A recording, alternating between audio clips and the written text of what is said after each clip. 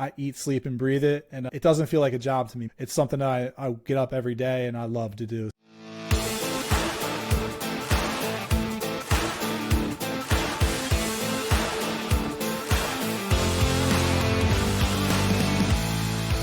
My name is Nick Berry, and welcome to another episode of Connected Conversations in Insurance. Today, I've got Chris Langille from Advisor Evolved.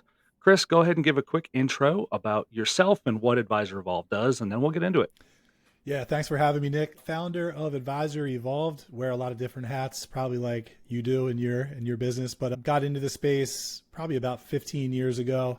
It's like a lot of other insurance agents at the time. You don't really ever grow up dreaming to be an insurance agent, but I ended up in that industry, but was always doing creative things on the side. A lot of marketing projects, was actually the CMO of a financial services firm where we had our agency inside of. So was exposed to sort of the right brain creative stuff, and then sort of turned a side hustle or side project into a full-time career. So yeah, been doing it for a long time. Feels like too long sometimes. Well, and as somebody who's on the marketing side of things, I remember when I got into this space, and then I get exposed to a lot of companies just because of what I do. And every time I heard anybody talking about a web provider, a site provider, I was like, Advisor Evolved was the number one. And it's funny, I've never heard a bad thing said about you or Advisor Evolved. I can't say the same thing for other providers in this space. So man, it's an honor to have you on the podcast. And I appreciate that, man. But one of the things, and like, again, I'm just from my perspective in the marketing side of things, everybody I think is confused about what is driving business with Google and organic search and everything else. And I think you have a unique perspective being able to see the agents that are having success because of your business. So let's talk about that. Yeah. No, it's a wide topic. Google is always changing. It always has, it always will be. They're always testing things. They're always breaking things. Google is, they change their algorithm 400 times a year, and there's multiple algorithms at play. You have the organic algorithm, you have the local algorithm. Obviously, you have the pay-per-click part of search. There's a lot of different things that are now showing in search results that weren't even just 2-3 years ago. Reddit has a very big presence in organic search right now. You also have people also ask section. So now when you look at Google search, it's not what it was. It's not just 10 blue links with ads at the top of the search results. There's a lot of noise in the search results now. And honestly, it's had an adverse impact on a lot of websites, especially now with the introduction of the AI overview, which if the people that are listening or watching are not familiar, basically you may have seen this when you search usually for an informational type of search query. It's going to show you an AI answer, which is basically a summary of the top 10 organic ranking sites for that query. So Google is attempting, they want to keep you on their platform. They really don't want to send you to other websites. They don't really talk about that. But in the SEO community and digital marketing community, it's a very big topic because people are losing traffic to their websites because Google is providing the answer directly in the search results. So we're in an environment where 65% of all searches don't end in an actual click away from Google. So last week, one of the SEOs was doing kind of showing that off, and HubSpot apparently has lost 40% of their organic traffic in the last quarter. Yep. And like HubSpot's that when people say, like as a content marketer, I look at HubSpot and be like, this is how people succeeded, is the HubSpot model of just cranking out tons of quality content. And now because of that AI overview, we can see that it is impacting traffic. And, the old adage of, they ask, you answer. That's great in theory.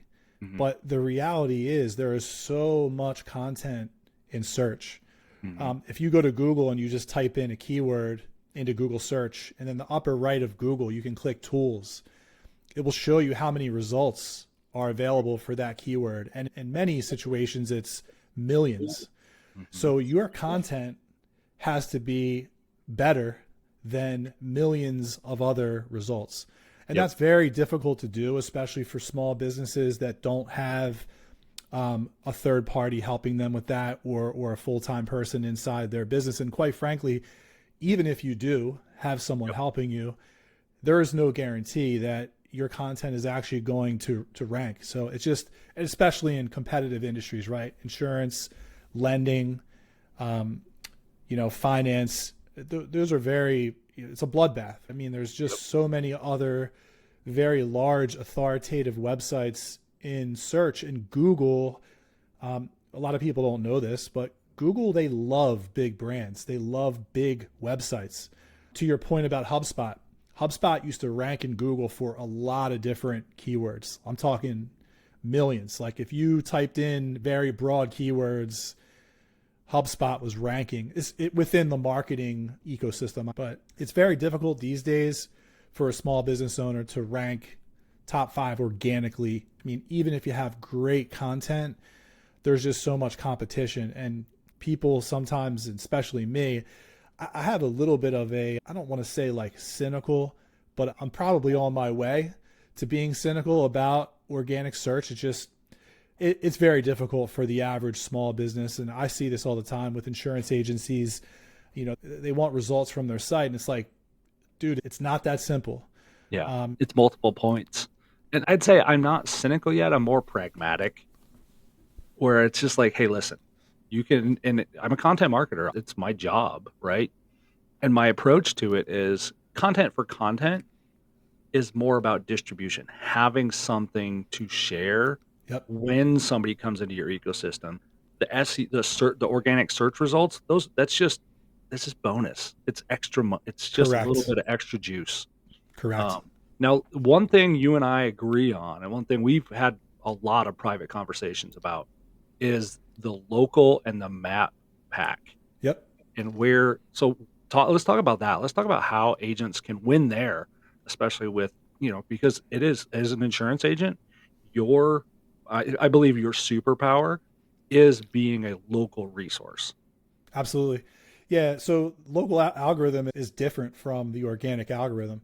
And in many ways, it's much easier to rank in local results. And again, for people listening or watching, what we mean by local results are when you search for like insurance agency near me, Mhm. you're going to see what we call like the map pack, which are the top 3 local results, which are based on your Google business profile and then also the proximity of the person that's searching.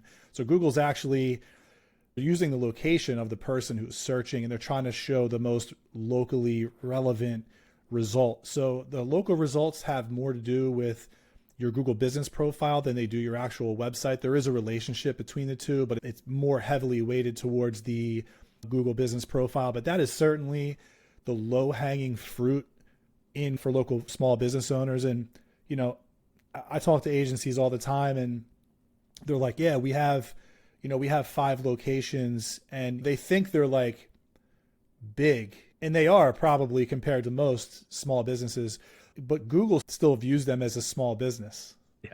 So you could have 3,000 employees and still be treated like the mom and pop hardware store down in search. But it's vital that every agency has a really good Google business profile. There's a lot of other local signals for local search. Your reviews, I mean, obviously everybody knows by now, right? Google reviews are such a big component to local search and conversion. I mean, you might rank number 1 in the map pack because the person was so close to your business when they searched for the keyword, but there's going to be 2 other competitors in the map pack, and if they have more reviews than you, they're most likely going to get the click. So even if you rank number 1, there's no guarantee that you're going to get the click or get the lead. And that goes for local and organic. Yeah. This is something that just because of my background, I have a ton of insight onto the reviews. Now, the reviews, everybody's always like, I got to have the most reviews. And I can tell you this one thing: the most reviews is kind of important, What Google wants to see, are you Consistency. consistently Yeah. getting reviews? Yep. And are Consistency. you replying to them? Yep. Those two signals are more important than the sheer volume, because I'll talk to a lot of agents and be like, oh, we got 200 reviews. And then they kind of let off the gas. Yep. And they're like, why am I not ranking as For high as I years, they was? let off the gas for like, they'll get to like 200 and they're like, Oh, okay. they think they won, you Yeah. know? Now, I Yeah. know in the insurance space that people are like, oh, I have 200 Google reviews and I've won. I'm like, dude, I know HVAC companies that have 17,000 Yeah. because No. they get every time an HVAC shop somebody shows up at the house, they literally will bribe you to leave Oh, a Google 100%. review. 100%. They'll be like, hey, listen, we'll give you a gift card to Starbucks if you leave me a Google review right now. Yeah, no, it's true. And consistency is the big thing with Google. They want to see businesses that are active with their profile. And there's other ways to do that outside of just reviews. You can Mhm. actually post an update to your Google business profile, which is, think of an update as basically like a micro blog post. You can upload videos, you can upload images. You can treat your Google business profile like another social media Mhm. platform like Facebook or Instagram. The same videos that you take with your phone that you might upload to your Facebook page, you can and should upload those to your Google business profile as well. And by the way, you do that through the Google Maps app on your phone. But you do need to be an admin on the Google business account to be able to upload to the profile. But you do have the ability to add other people to the account. So like if you have a CSR producer, other teammates, they can be added as admins to do this too. But yeah, Google really loves to see activity. Mhm. Businesses that are stagnant are the ones that have trouble sometimes with getting exposure in search. I saw something and it was interesting, and I don't, and this is purely speculative, but I have an agent who is telling me every time he goes to his office, he literally searches and uses the map in his truck for the directions to his That's office. funny. Yeah. And I'm like, Yeah. Request. it works. Yeah. Yeah, I know. Yeah. Now let's talk about like what other things should they be doing to optimize that Google My Business profile? Yeah. There's a lot. So within the profile, you have the ability to add categories. You're going to have a primary business category. But the mistake I see a lot of agencies make is they don't have secondary categories. Mhm. So you want to make sure that your primary category is an insurance agency, but you also have a secondary category for auto insurance agency, home insurance agency, insurance broker, life insurance. And sometimes we will tell people like there's one for dental insurance, and these agencies are like, we don't sell dental insurance. I'm like, just add the category, just Yeah. do it. If somebody calls you for dental and you say that you don't offer it, you never know what that conversation could lead into. Oh, but you do home and auto? Yes. And it turns into a lead. And like they don't have a referral partner to refer that Exactly. business Right. to No, anyways. exactly. Yeah. Add all the categories, and you also have the ability to add services, products. Make sure that you have a service set up for every line of business that you offer. You can also link back to the corresponding service pages on your website as well. But more so, it's like one of those things where you go into your Google business profile and you completely fill out every nook and cranny and every corner, anything that they allow you to fill out. Make sure that you do that. Upload photos of yourself and your team. Make sure that there's some personality, and try to humanize the profile. You know, there's nothing that will turn someone away quicker than stock images, right? Like hopefully the agency has some headshots or team photos or family photos or whatever. Just get some content uploaded to the profile. And there's also other things you can do as well outside of that. And I know we're kind of talking about organic, but you also have the ability to run ads in Google Maps in the map pack as well, which we've been doing that for a number of agencies.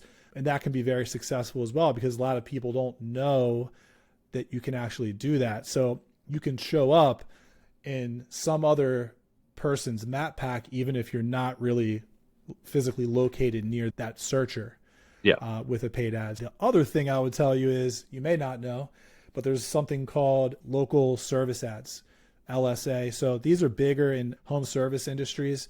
And for whatever reason, they were not available to insurance agencies for years. I had the page bookmarked and I would go in every month and refresh it to see when they add insurance agents. But basically, this is the equivalent of a Home Advisor ad or an Angie's List ad. It shows the stars and it shows verified Google business.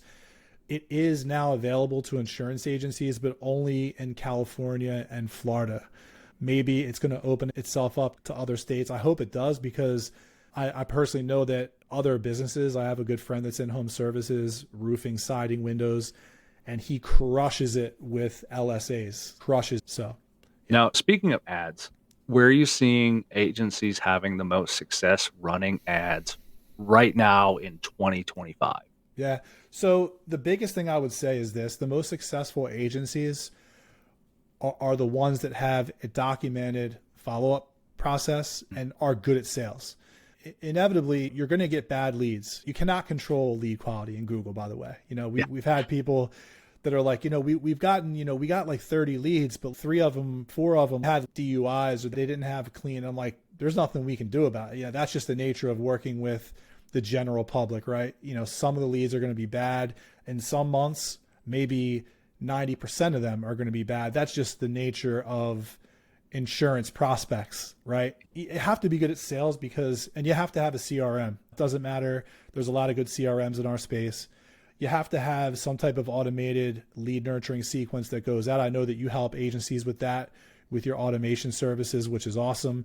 You have to have that in place, because you are going to get leads when you're not in the office. You're going to get leads in the morning, at night, on weekends. We run campaigns throughout, 24 hours. There's people that, will turn campaigns off outside of business hours. We found that when you do that, you're going to basically cut your leads in half.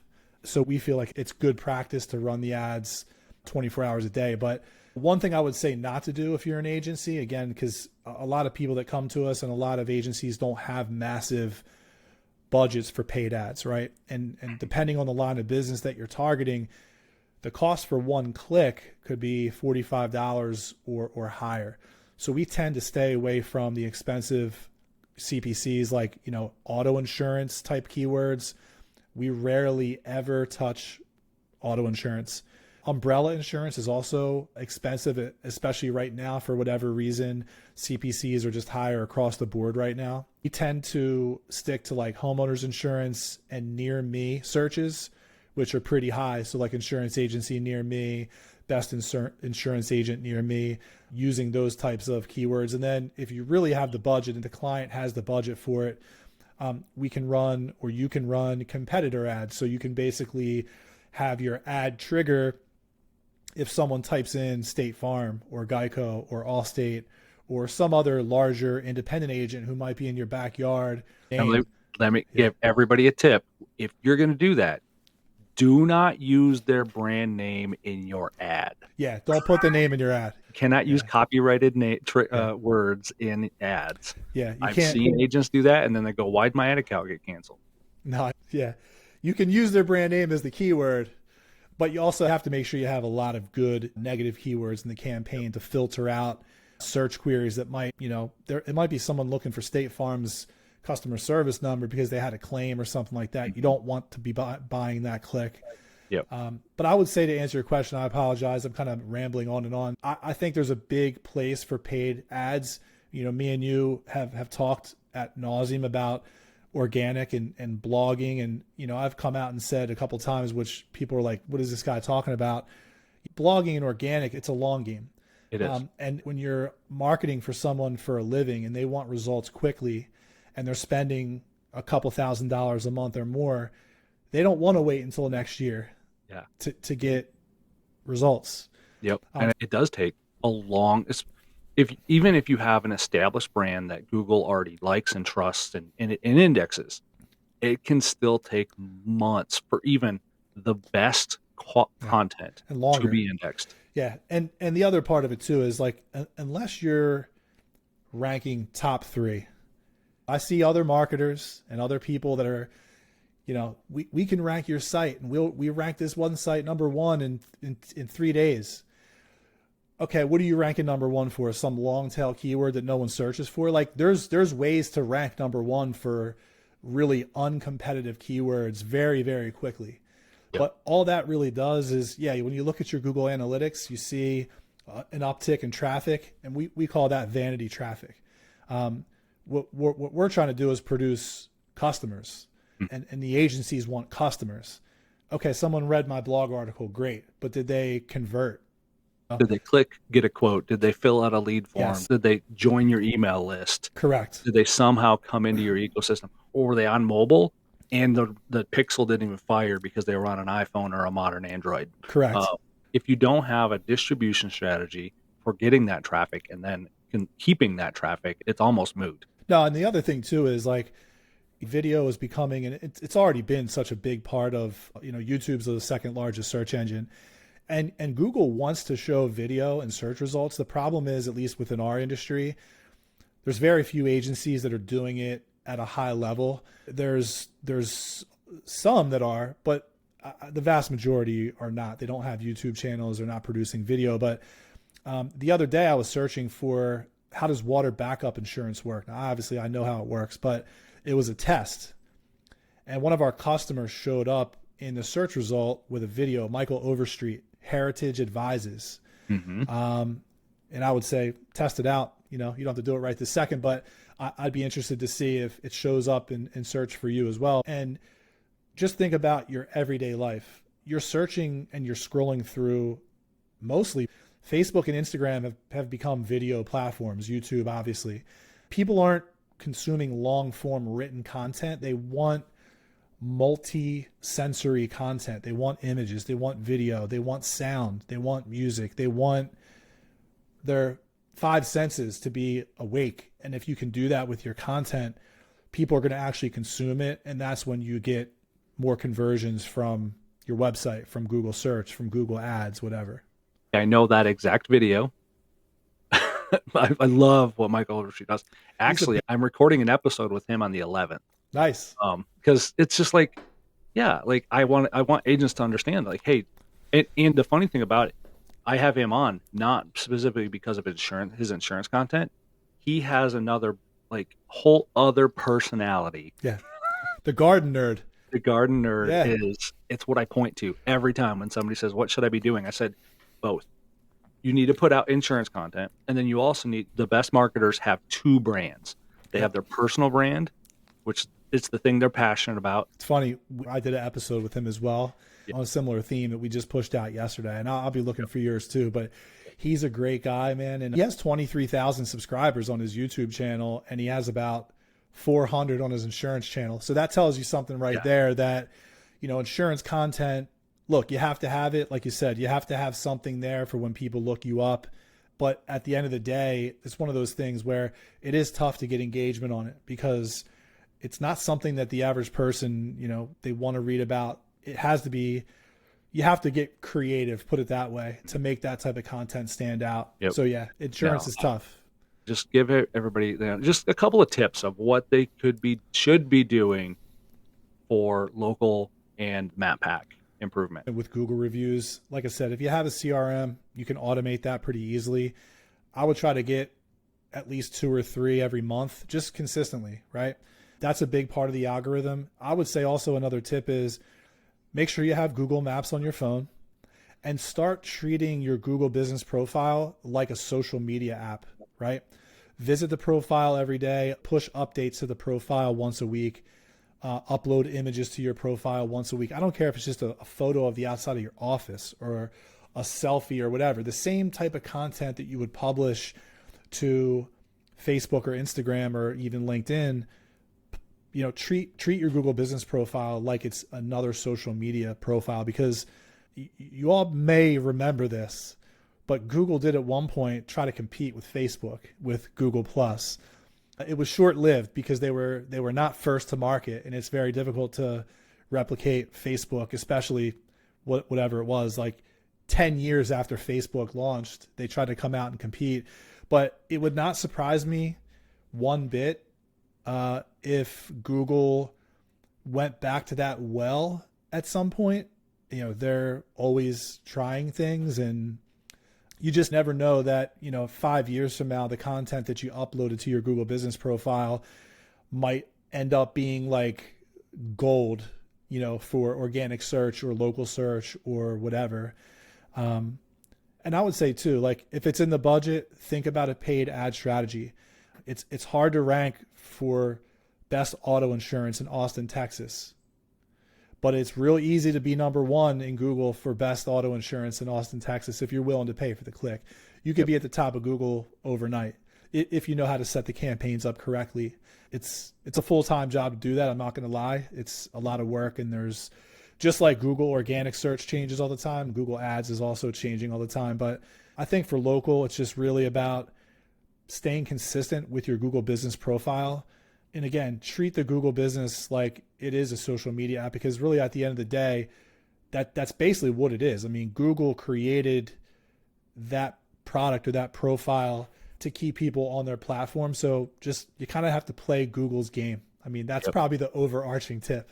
No, I mean, it's literally no different than any other social media platform.